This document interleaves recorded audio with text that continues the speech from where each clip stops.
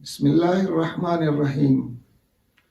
اکثر آپ نے سنا ہوگا کہ انسان کہتے ہیں کہ ہم آزاد ہیں، تو ہم غور کریں گے کہ انسان کہاں تک آزاد ہے، اس کی آزادی کی حدود اور قیود بھی ہیں یا مکمل طور پر آزاد ہے۔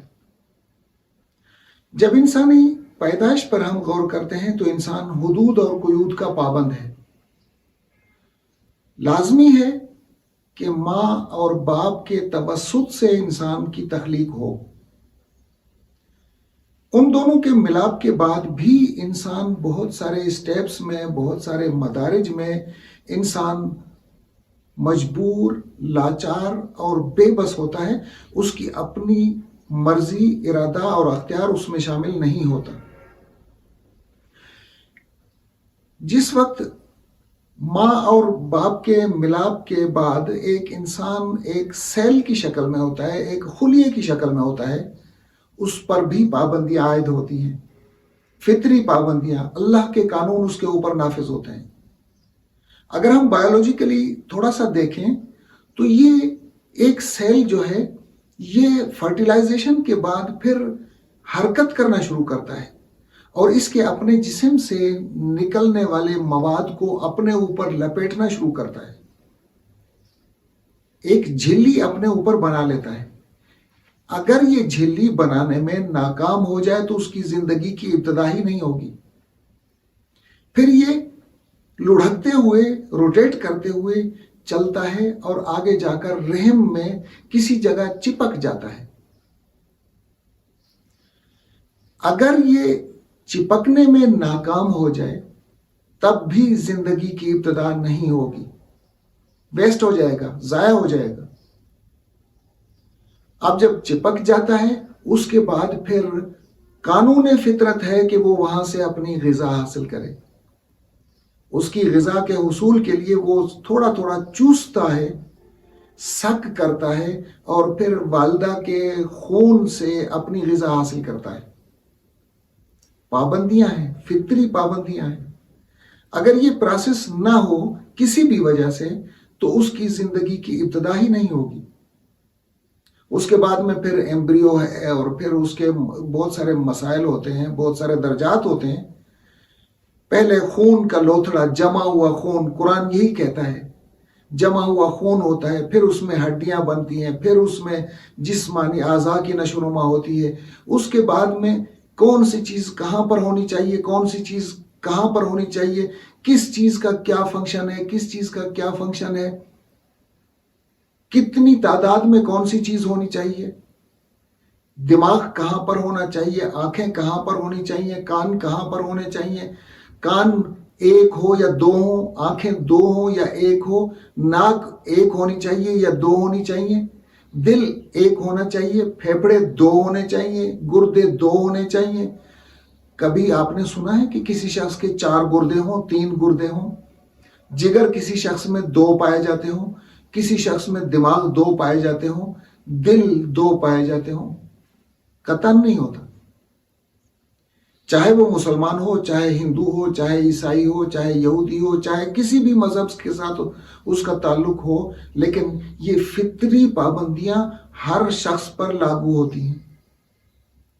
جب انسان اپنی پیدائش میں آزاد نہیں ہے تو پیدائش کے بعد کہاں سے آزاد ہو گیا؟ تھوڑا سا اور غور کریں گے۔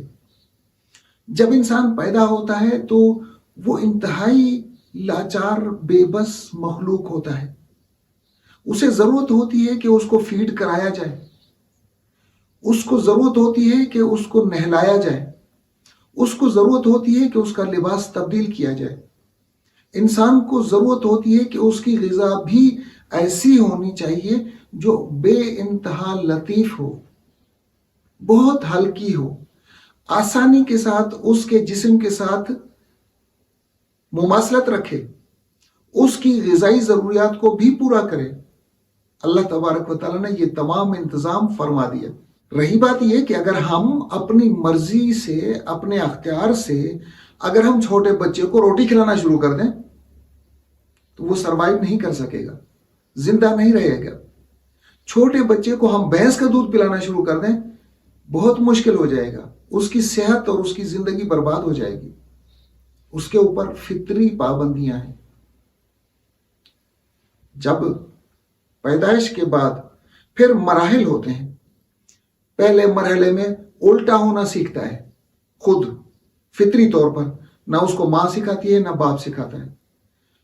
اس کے بعد تھوڑا سا کرالنگ کرنے کی کوشش کرتا ہے، آگے بڑھنے کی کوشش کرتا ہے، پھر بیٹھنا سیکھتا ہے، پھر کھڑا ہونا سیکھتا ہے، پھر چلنا سیکھتا ہے. یہ تمام چیزیں اپنے ارادے اور اختیار کے ساتھ نہیں کرتا. اس کو ماں سکھاتی ہے، باپ سکھاتا ہے، کوئی ایسا سافٹ ویئر ہے جس کے ذریعے سے اس کو فیڈ کر دیا جاتا ہے. فطری پابندیاں ہیں. ہر انسان ان مراحل سے گزرتا ہے. تھوڑا سا جوانی کا خون اگر جوش مارنے لگتا ہے تو کہتا ہے کہ میں آزاد ہوں. اگر انسان سوچتا ہے کہ میں آزاد ہوں تو کیا اپنی مرضی کے ساتھ کھا سکتا ہے، اپنی مرضی کے ساتھ پی سکتا ہے، اپنی مرضی کے ساتھ سو سکتا ہے، اپنی مرضی کے ساتھ جاگ سکتا ہے، اپنی مرضی کے ساتھ صحت یاب رہ سکتا ہے، اپنی مرضی کے ساتھ مرض اس کو لاحق ہو سکتا ہے، اپنی مرضی کے ساتھ زندگی گزار سکتا ہے، اپنی مرضی کے ساتھ مر سکتا ہے، اپنی زندگی کا ٹائم پیریڈ وہ مقرر کر سکتا ہے، اپنی موت کا وقت مقرر کر سکتا ہے. موت کے بعد اس کے ساتھ لوگ کیا کرتے ہیں؟ اس کو کاٹتے ہیں، اس کو دریا میں ڈال دیتے ہیں یا اس کو جلا دیتے ہیں. کچھ کر سکتا ہے؟